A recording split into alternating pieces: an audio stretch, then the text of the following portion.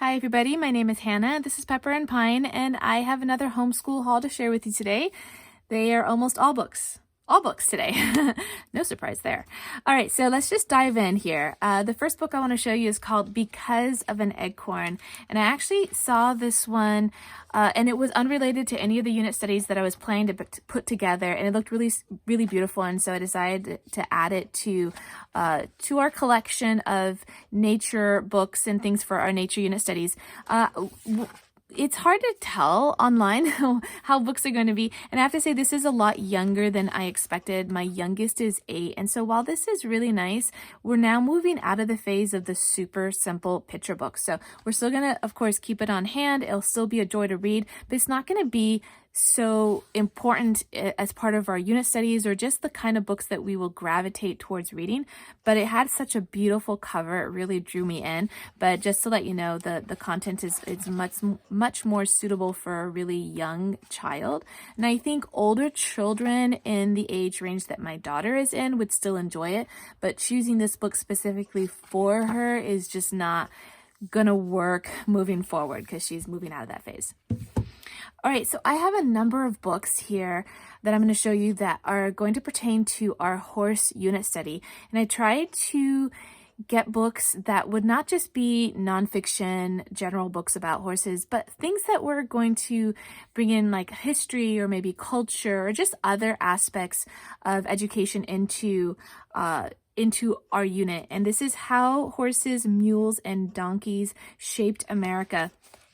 And this is going to be a little bit heavier of a read for my 8-year-old daughter. She's not going to be able to read this, but even if I read this aloud to her, my children that I'm still homeschooling are 8, and I've got a 13-year-old son. And so this is something that I thought that my 13-year-old son could read while we're doing this unit, so that there's some literature and there are some resources that are going to be more suited to his grade level. This is something that I could read aloud to both of the kids, but looking through it now, I'm pretty sure my daughter's not going to really be able to get much out of this. It won't be as interesting as some of the other resources that I have, but I love the idea of this whole book, How Horses, Mules, and Donkeys Shaped America. I just think that it's such a different kind of book for our unit studies that it should just be interesting. All right, what does the fox say? Again, this is one that is a little bit more juvenile than I expected. It still has really beautiful illustrations, but on closer look, this is probably one of those ones that would be fun just to check out at the library and just read once in a while, but not something that was going to really be something, a staple in our homeschool or just as a picture book to read. It's still super gorgeous with, bright, colorful, interesting illustrations, but overall, not the kind of book that I was expecting. And that's sometimes going to happen. That happened a few times with this book haul. The Busy Tree. This one, again, was one that kind of just drew me in with the illustrations. Again, it was something similar to the first book that I showed you, Because of an Acorn. This one was suggested as well. All of these books were purchased from Amazon, and so they do a great job at suggesting books that are similar to the ones that you're already looking at, and this is one that just kind of really spoke to me. But again, upon looking at it, this is, I think, right in line with my 8-year-old as far as like an exciting picture book that she would enjoy reading.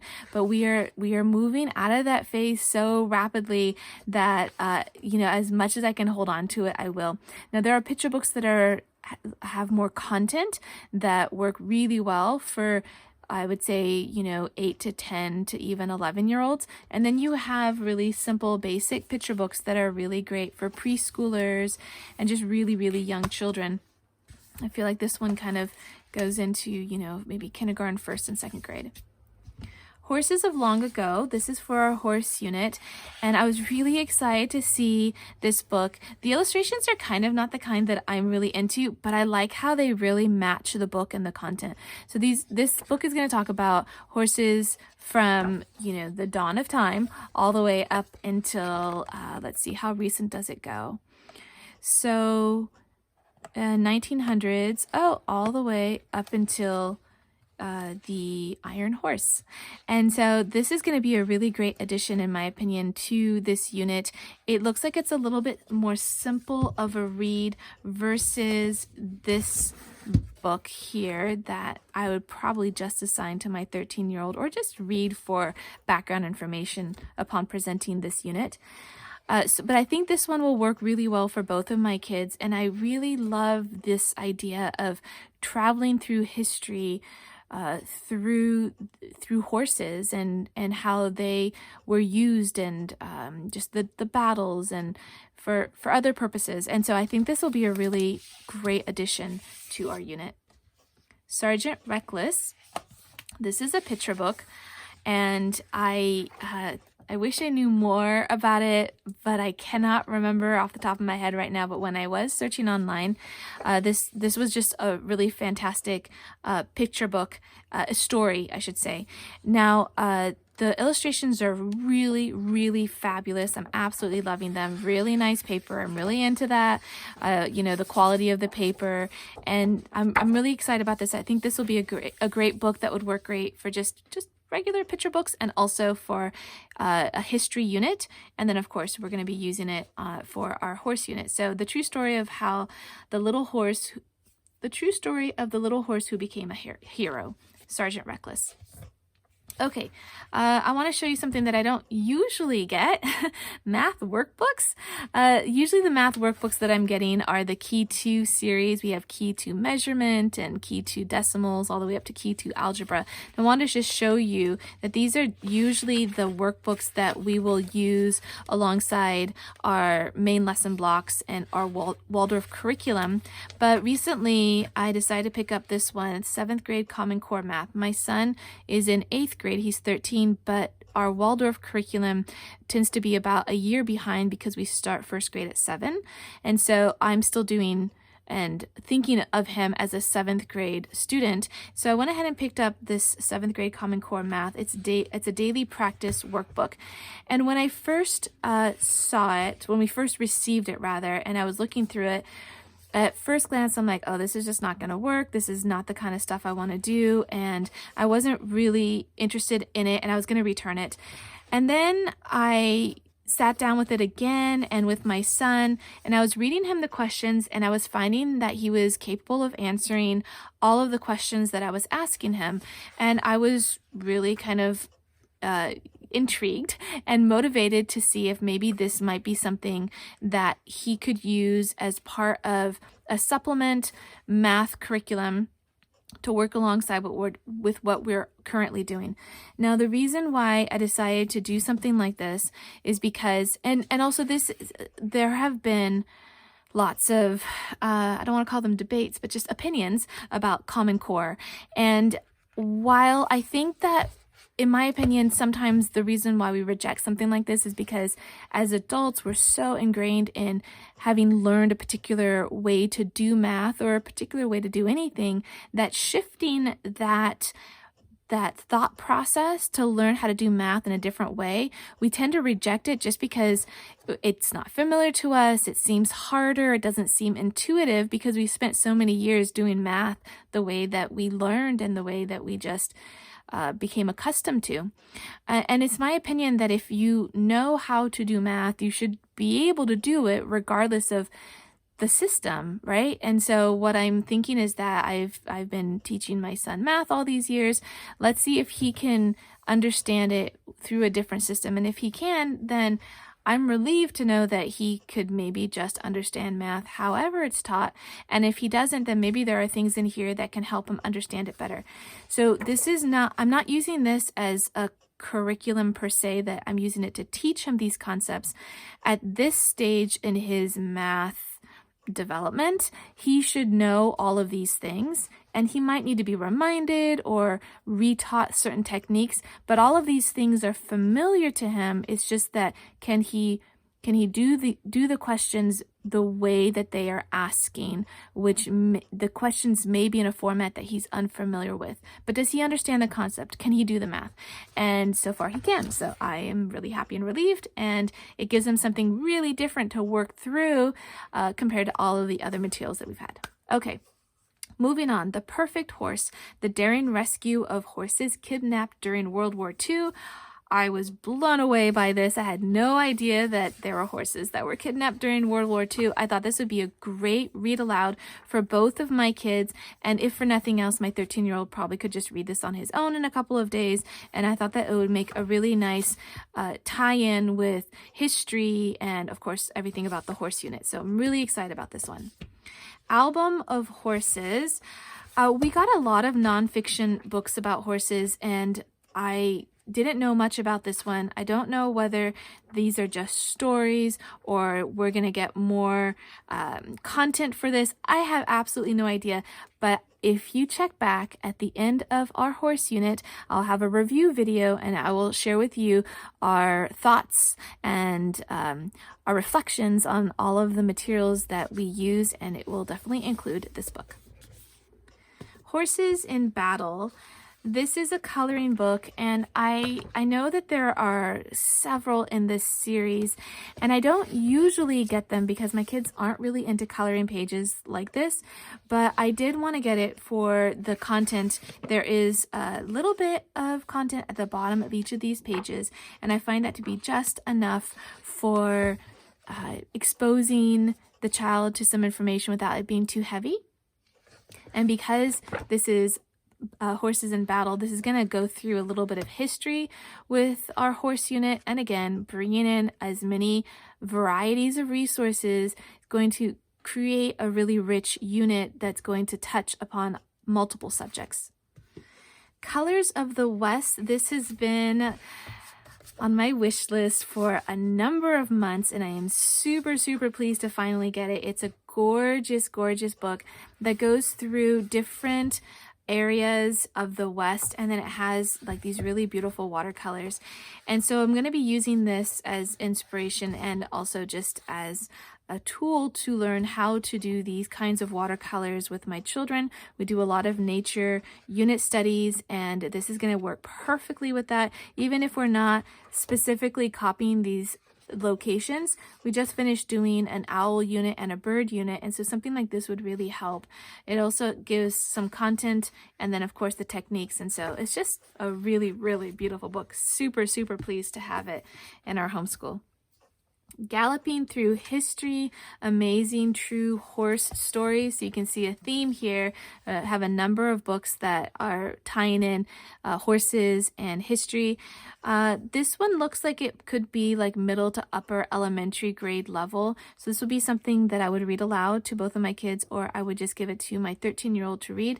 And we'll see. I have a number of resources for our horse unit, so we definitely won't be able to get through all of them with me reading everything. So having something like this for my older son will definitely be a good thing.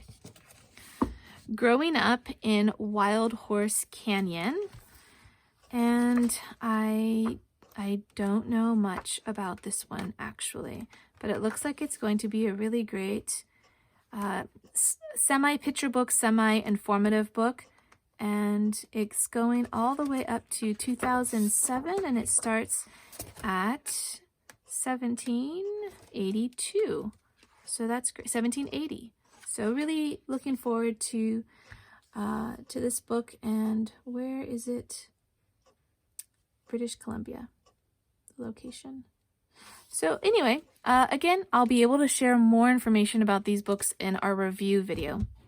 Jews of the Wild West, a multicultural true story. This one I did pick up along with our horse unit, but this would work really well with the history unit that we are currently doing on the Western movement and the Lewis and Clark expedition and that period of U.S. history.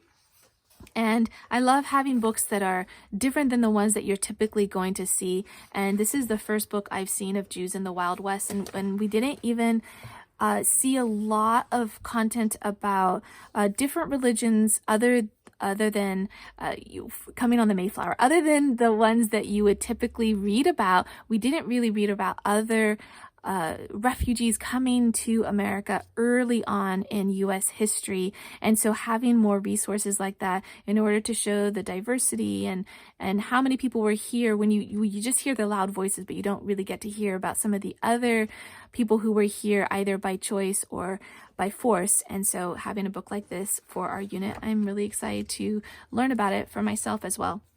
Fritz and the Beautiful Horses. This is a really charming little picture book, but I do not remember, the content or what it was about, but it's definitely going to fit into our horse unit, and it's really beautiful. Death of the Iron Horse. This story looks like it has Native American quality as well as something about trains, and so again, for our horse unit, I wish I could tell you more about these now. Being a haul video, this is almost my first opportunity to look through some of these books. Breathe. This is a picture book that I had placed in my wish list back when we were doing our unit study on sea turtles and whales and just our general ocean unit study. We've since finished that one, so this will just be something that we can read as part of our morning activities for our other lessons. What I noticed about this book, and something that I noticed about some of the other books that I picked up in this haul, basically some of these are just a little bit too young for my 8-year-old daughter. Still really beautiful to read. We can still definitely get something out of these, still really nice illustrations, but I think this is geared to a much, much younger audience, and it would be nice in with our other books for our whale unit and for our ocean unit, but by itself as a standalone, it might just be a little bit too juvenile. But super, super charming, really beautiful illustrations, and just really nice. I prefer hardback books over paperback, and this is just, it's a really nice, good quality. I've got 2 more books to show you. This one is called The Winter Horse, and I do not remember what it was about. World War II, right. And again, adding in some historical fiction or just even based on true stories, books into our unit is going to be of value. It's something that I look for when we're putting together our units, especially our history units. And so being able to tie in so much history into our horse unit really delights me. And this will be something that I could read aloud to both of my kids, or again, have my 13-year-old read it to himself. And that might end up happening where he's reading it to himself and I choose this as a bedtime story to read to my daughter. So we read a chapter or 2 every night. So that might be something that happens. Steamborn. This is a book that I got for my 13-year-old son. This is just plain fiction, but it is post-apocalyptic fiction, and that always has intrigue for me, and I thought that it would be for him.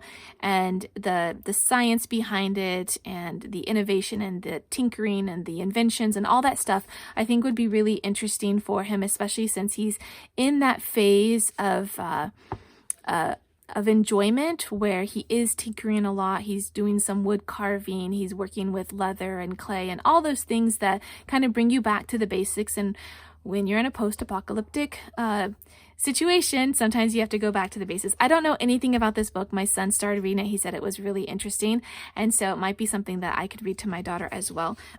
Okay, so that is the end of the haul. If you want to see the projects and the unit studies that we're doing with the books, you can tap on the screen right now. You can find more information at the blog post that accompanies this video. That link is down in the description box below, where you can find more pictures and links to the books that we are using. And don't forget that if you want to see what our homeschool looks like on a daily basis, you can find me on Instagram at Pepper and Pine.